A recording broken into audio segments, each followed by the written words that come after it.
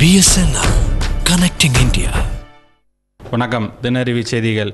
இன்று பாளை மத்திய சிறையில் தூத்துக்குடியில் இருந்து கைது செய்யப்பட்ட வெளிநாட்டினரை சந்திப்பதற்காகவும் அதில் உள்ள இன்ஜினியர் தற்கொலை முயற்சி மேற்கொண்டதற்காக ஆரங்கனை விசாரிக்கவும் இன்று சென்னையிலிருந்து எம்பசியிலிருந்து உயரதிகாரிகள் இன்று ஆய்வு மேற்கொண்டனர். இந்த போய்ட்டு சிந்தப்பம் போடுறோம், 10 நிமிஷத்தில் வந்துடும்.